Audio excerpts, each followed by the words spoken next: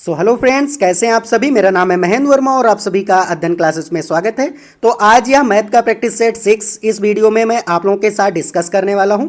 इससे पहले 5 practice set already मैंने डिस्कस करा दिए हैं मैथ के। तो अगर आप चैनल पर नए हैं, आपने उन वीडियोज़ को नहीं देखा है, तो मेरे चैनल पर प्लेलिस्ट बनी हुई है, आप वहाँ से देख सकते हैं। और ये प्रैक्टिस सेट जो मैं मैथ के करा रहा हूँ, इसमें प्रैक्टिस के साथ साथ में मैं थ्योरी भी कराता हूँ। तो काफ़ी इंपॉर्टेंट ये सारी सीरीज़ होने वाली है आप लोगों के लिए। तो अगर आप चैनल पर नए हैं तो ज़रूर इसको सब्सक्राइब कर लीजिए। चलिए स्टार्ट करते हैं। पहला क्वेश्चन है कि निम्न में से कौन सा सही नहीं है। आपको बताना है कि ये जो ऑप्शन दिए गए इनमें कौन सा जो है ऑप्शन आपका करेक्ट नहीं है। तो ए ऑप्शन है कि 1 किलोग्राम और 12 ग्राम क्या 1.012 किलोग्राम हो जाएगा, बिल्कुल सही है। 1 किलोग्राम में 1000 ग्राम होते हैं और यहाँ पर 12 ग्राम है। जब आप इसको ऐड करेंगे तो यहाँ पर कितना आ जाएगा, 1.012 जो है वो किलोग्राम में ये आ जाएगा। तो ये ऑप्शन बिल्कुल करेक्ट है, इसलिए क्या होगा, गलत हो जाएगा क्योंकि नहीं पूछा है।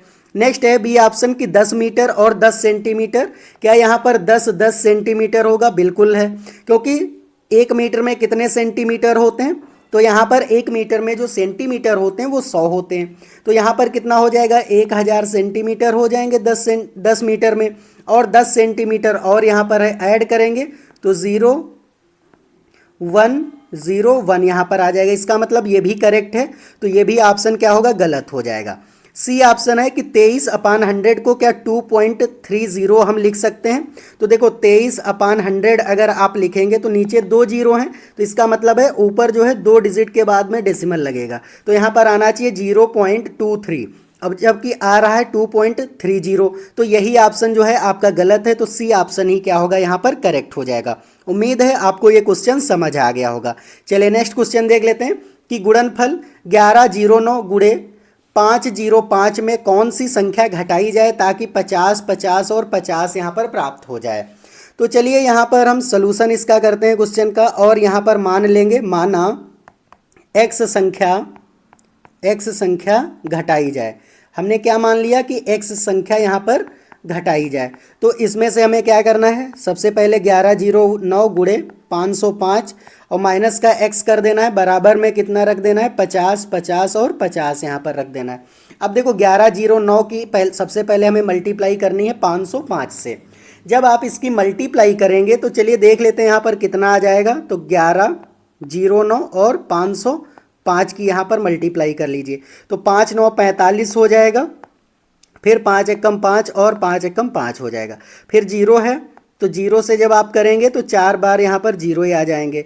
फिर यहाँ पर कितना हो जाएगा, तो यहाँ पर 5 9 45, फिर से 45 होगा, और यहाँ पर कितना आ जाएगा, 11 5 55 आ जाएगा।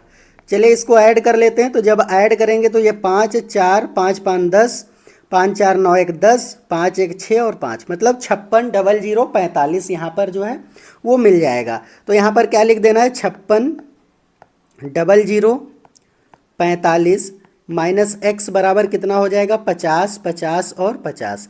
अब देखो ये माइनस x है, जब इधर हम इसको भेजेंगे तो ये प्लस का हो जाएगा, और ये जो 50 50 50 है इधर आएगा तो माइनस हो जाएगा। तो देखो 56 00 45 से आपको माइनस कर देना है 50 50 और 50, बराबर में क्या हो जाएगा, x हो जाएगा। अब चलिए यहाँ पर हम इसको माइनस भी कर लेते हैं। तो यहाँ पर हम माइनस कर लेंगे, कितना यहाँ पर है, तो 56 00 45 से हमें माइनस करना है 50 50 और 50 माइनस कर देना है। चलिए माइनस कर लेते तो ये 5 आ जाएगा। अब यहाँ पर 4 है, 4 5 से तो घटेगा नहीं, तो यहाँ से हम हासिल ले लेंगे, कैरी लेंगे, तो ये 14 हो जाएगा। 14 से अगर हम 9 यहाँ पर 5 हम यहाँ सब्सट्रैक्ट करेंगे तो 9 बच जाएगा। अब यहाँ फिर 9 आ जाएगा, यहाँ 9 है तो 5 4 आ जाएगा, यहाँ पर 5 आ जाएगा। तो यहाँ पर कितना मिल गया हमें, x बराबर कितना मिल गया, 54 99 और 5। तो यही क्या हो जाएगा, हम अगर इस संख्या को यहाँ पर घटा दें तो यहाँ पर जो है हमें 50 50 और 50 मिल जाएगा। अब देखिए यहाँ पर ये जो संख्या है कौन से ऑप्शन में है, तो 54 99 और 5, मतलब कि बी ऑप्शन में है। तो बी ऑप्शन ही क्या हो जाएगा, यहाँ पर करेक्ट हो जाएगा। उम्मीद है आपको ये भी क्वेश्चन अच्छे से समझ आ गया होगा। अगर आपको ये वीडियो अच्छा लग रहा है तो वीडियो को एक लाइक कर दीजिए, चैनल पर नए हैं तो ज़रूर सब्सक्राइब कर लीजिए। चलिए नेक्स्ट क्वेश्चन देख लेते हैं कि 210 के धनात्मक गुणनखंडों का योगफल कितना होगा। आपको बताना है कि जो 210 संख्या है इसको सबसे पहले आपको फैक्टराइज करना है और उनके जो फैक्टराइजेशन आएंगे मतलब जो गुणनखंड आएंगे उनका योगफल यहाँ पर कितना हो जाएगा। तो सबसे पहले हम 210 को जो है यहाँ पर हम फैक्टराइज कर लेते हैं। तो सबसे पहले तो ये 2 से कट जाएगा, 2 एक कम 2, 2 पंचे 10 हो जाएगा। फिर 3 से कटेगा, 3 तिया 9, 3 पचे 15। अब 5 से कट जाएगा, 5 सते 35 और 7 एक कम 7। तो यहाँ पर देखो गुणनखंड कितने मिल गए, 2 गुणे 3 गुणे में 5 और गुणे में 7 यहाँ पर हमें मिल गया। अब देखो इसकी पावर सभी की तो एक एक है ना पावर। अब देखो यहाँ पर जब गुणनखंडों का योग का एक फार्मूला होता है, ये आपको ध्यान रखना है। अगर आप इसको याद रखेंगे तो जो भी इससे क्वेश्चन बनेंगे आपके जो है बहुत जल्दी और वहाँ पर आसानी से सॉल्व हो जाएंगे और करेक्ट आंसर भी आपको मिल जाएगा। देखो ये फार्मूला होता है ए की पावर p प्लस 1, फिर यहाँ पर हो जाता है -1 अपान a माइनस 1, फिर यहाँ पर होता है b की पावर q प्लस 1 -1 अपान b माइनस 1। इसी तरीके से और आगे बढ़ जाएगा, जैसे c की पावर r प्लस 1 -1 अपान c माइनस 1। इसी तरीके से आप जो है आगे इसको बढ़ा सकते हैं। अब देखो यहाँ पर आपको ध्यान देना है कि a b c d यहाँ पर क्या है। तो देखो जो हमें गुणनखंड मिले, जैसे कि हम इसको मान लेंगे a बराबर 2 है, b बराबर 3 है, c बराबर 5 है और d बराबर कितना है, यहाँ पर d बराबर जो है वो आपका है 7। अब इसी तरीके से p कितना है तो 1 है, इसी तरीके से q भी क्या है 1 है, r क्या है 1 है, यहाँ पर r कितना हो जाएगा तो 1 हो जाएगा, तो 1 लिख देना है। और यहाँ पर r के बाद आप s लिख सकते हैं, s बराबर 1 है, क्योंकि यहाँ पर ये घात होती हैं और ये क्या होते हैं आपके बेस होते हैं, मतलब आधार हैं। तो इस तरीके से आपको दोनों जो है ये याद रखना कि ए बी सी डी हमें किसको लिखना है और पी क्यू आर एस जो है पावर को लिखना होता है, घात को लिखना होता है। अब हम इसको डायरेक्ट सॉल्व कर लेंगे। अब देखो यहाँ पर हमें फैक्टराइजेशन मिल गए हैं, तो यहाँ पर हम क्या करेंगे, ए की पावर कितना है तो 1 2 है, मतलब ए की जगह फिर हो जाएगा 1 प्लस 1 माइनस का 1 अपान 2 माइनस 1। इसी तरीके से आपको क्या करना है, बी की जगह 3 है तो 3 की पावर क्यू प्लस 1 मतलब 1 प्लस 1 है -1 अपान 3 माइनस 1 हो जाएगा। इसी तरीके से आपको ध्यान रखना है कितना है 5 है, तो यहाँ पर क्या हो जाएगा सी की जगह 5 हो जाएगा, फिर 1 प्लस 1 माइनस 1 अपान 5 माइनस 1 हो जाएगा। और इसी तरीके से आगे वाला आप करेंगे तो 7 की पावर 1 प्लस 1 माइनस 1 अपान 7 माइनस क्या हो जाएगा, यहाँ पर 1 हो जाएगा। तो इसी तरीके से आपको जो है ये क्वेश्चन करने हैं। तो चलिए अब इसको हम सॉल्व कर लेंगे और हमें जो है योगफल मिल जाएगा यहाँ पर। तो देखो 2 की पावर 2 हो जाएगा, यहाँ पर -1 अपान 1 हो जाएगा, फिर 3 की पावर 2 -1 अपान कितना हो जाएगा 2 बचेगा, फिर इसी तरीके से 5 की पावर 2 -1 अपान में कितना हो जाएगा 4 हो जाएगा, और यहाँ पर 7 की पावर 2 माइनस का 1 अपान कितना हो जाएगा 6 हो जाएगा। चलिए अब इसको सॉल्व कर लीजिए। तो 2 की पावर 2 कितना हो जाएगा 4 माइनस 1 मतलब 3 बचेगा अपान 1, गुणे में कितना हो जाएगा 3 की पावर 2 3 तिया 9, 9 माइनस 1 8/2 हो जाएगा, गुणे में 5 का स्क्वायर कितना होगा 25 माइनस 1 मतलब 24/4 होगा, और यहाँ पर गुणे में कितना होगा 49 से 1 घटाएंगे तो 48 अपान में 6 आ जाएगा। अब इसको हमें सॉल्व कर लेना है। तो देखो जब सॉल्व करेंगे तो ये 2 से कट जाएगा, 2 चौके 8, 4 छंग 24 और 6 अठे 48। यहाँ पर हमें कितना मिल गया 3 गुणे में 4 गुणे में कितना मिल गया, यहाँ पर देख लीजिए आप 6 मिल गया और 8 मिल गया। अब इनकी सबकी मल्टीप्लाई कर देना है।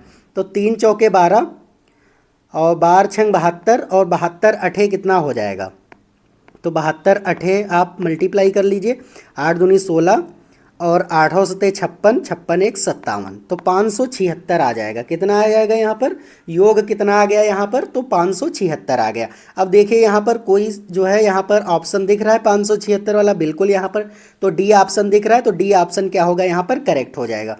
देखिए बस आपको यहाँ पर ये फार्मूला याद होना चाहिए था और थोड़ा कैलकुलेशन यहाँ पर जोड़ घटाना आपको अगर आता है तो यकीन मानिए अगर आपका मैथ का बैकग्राउंड नहीं भी होगा तब भी आप अच्छे से जो है ये क्वेश्चंस कर पाएंगे और आपके काफ़ी इजी तरीके से वहाँ पर आपके सॉल्व भी हो जाएंगे क्वेश्चन एग्जाम में।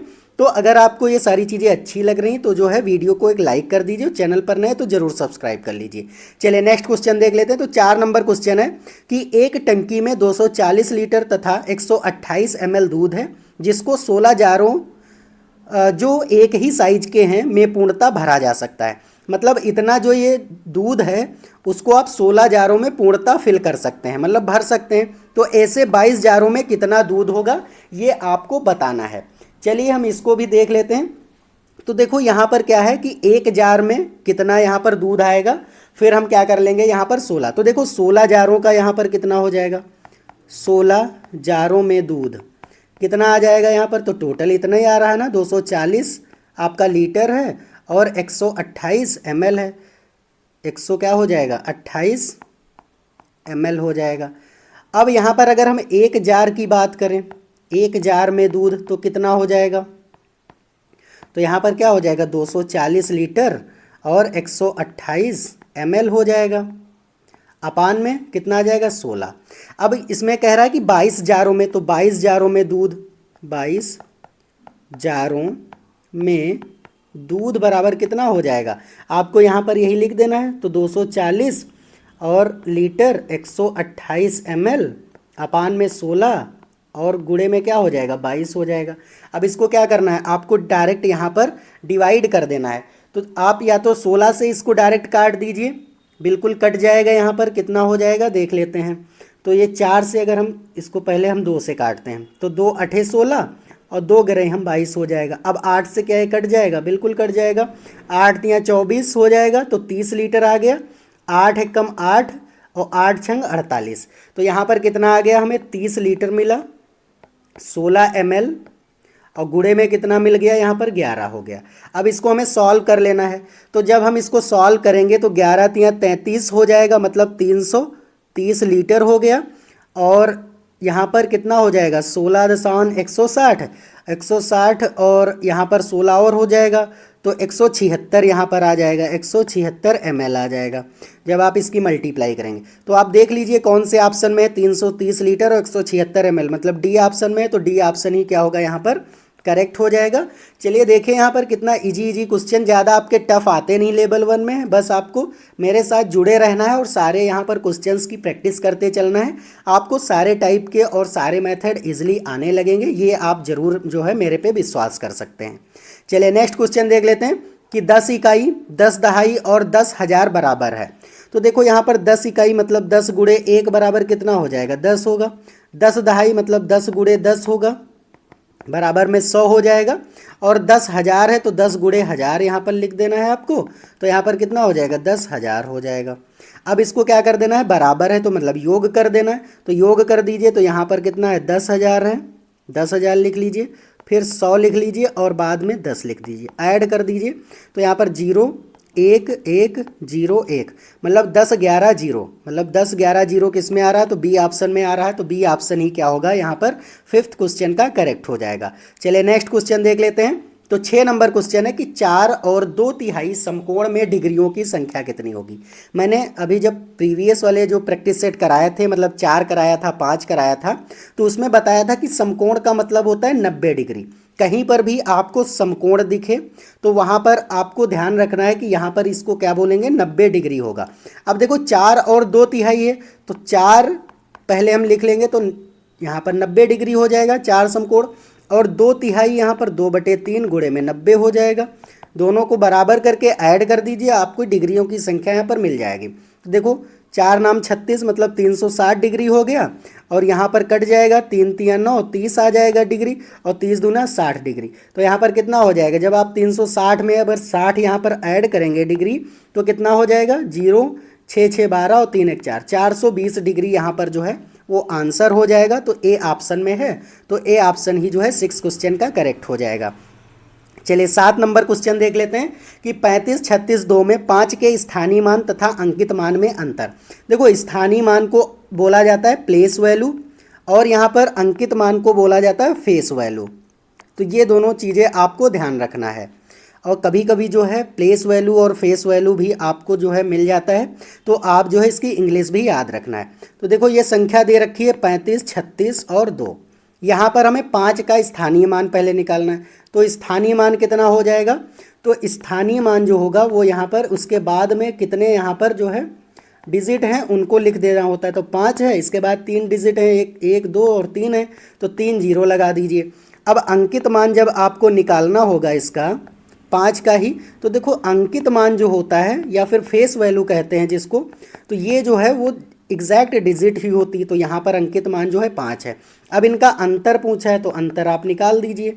तो अंतर जब आप इसको निकालेंगे तो कितना हो जाएगा, 5000 से माइनस आप कर दीजिए 5, तो यहाँ पर कितना हो जाएगा 4900 कितना हो जाएगा 95 यहाँ पर जो है वो आ जाएगा।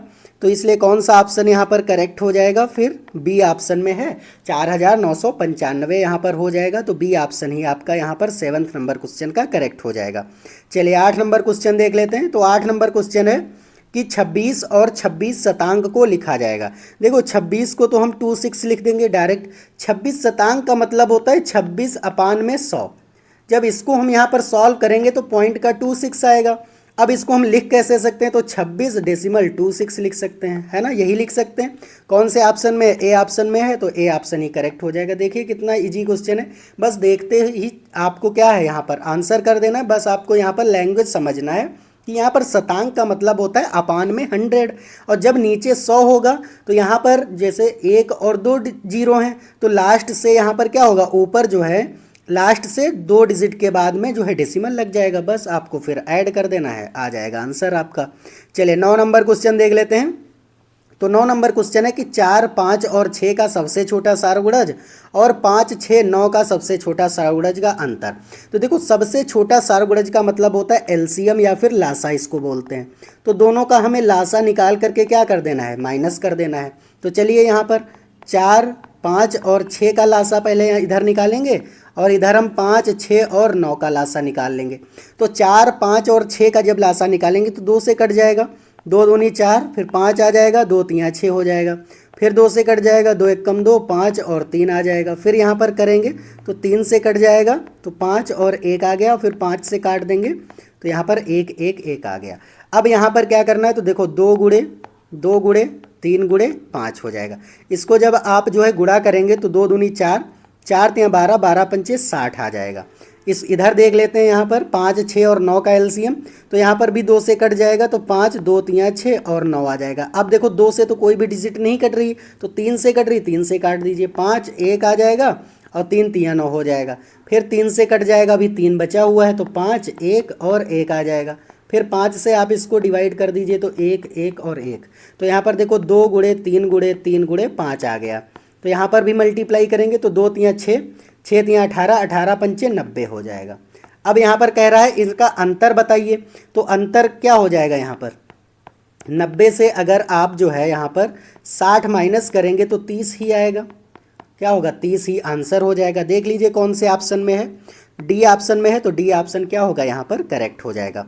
चलिए 10 नंबर क्वेश्चन देख लेते हैं कि 90,009 को 11 से आप यहाँ पर भाग दीजिए और 90 को भी 11 से भाग देने पर शेष फलों का गुणनफल यहाँ पर आपको बताना है। तो देखो गुणनफल क्या है, सबसे पहले तो हम भाग दे के देख लेते हैं। तो 11 से आपको क्या करना है, यहाँ पर 19,009 को यहाँ पर भाग देना है और इधर आपको 11 से ही क्या करना, 90 और 90 को यहाँ पर भाग देना है। फिर शेषफल देखना, उनका फिर गुणनफल कर देना, मल्टीप्लाई कर देना है। चलिए 11 से यहाँ पर करेंगे तो 11 एक कम कितना आ जाएगा, 11 हो जाएगा। कितना बचा यहाँ पर, 8 बच गया, 80 हो गया। तो 11 सत्ते 77 हो जाएगा। फिर यहाँ पर कितना रहेगा, यहाँ से हासिल लिया 10 हो गया, 10 से 3 7 गया तो 3 आ जाएगा। फिर 30 हो गया, 11 दूनी कितना हो जाएगा, 22 हो जाएगा। फिर कितना बच गया, यहाँ से हासिल लिया 10 हो गया, 10 से 2 तो 8 आ गया। फिर यहाँ पर 9 हो जाएगा तो 11 8 88 हो जाएगा। यहाँ पर कितना होगा, 11 8 88। तो एक शेष यहाँ पर आ गया आपका। चलिए अब इधर देख लेते हैं। तो 11 8 88 हो जाएगा। यहाँ से हासिल लिया 2 10 हो गया, 10 से 8 गया तो 2 बचा, 9 यहाँ पर 11 दूनी 22 हो गया। यहाँ पर 22 जब यहाँ पर आया तो ये कितना हो जाएगा आपका, तो ये यहाँ से 9 से 2 घटा तो 7 आ गया, फिर 70 हो गया। 11 छक्का 66 हो जाएगा, है ना। तो 66 से अब अगर आप 70 से 66 माइनस करेंगे तो 4 शेष आ जाएगा। ठीक है, अब यहाँ पर गुणनफल बोला है दोनों का, तो गुणनफल यहाँ पर देख लीजिए। गुणनफल का मतलब है दोनों को गुणा कर दीजिए। तो 4 एक कम कितना होगा, 4 ही आंसर आ जाएगा। और क्या कौन से ऑप्शन में दिख रहा है, तो डी ऑप्शन में दिख रहा है, डी ऑप्शन ही क्या होगा यहाँ पर करेक्ट हो जाएगा।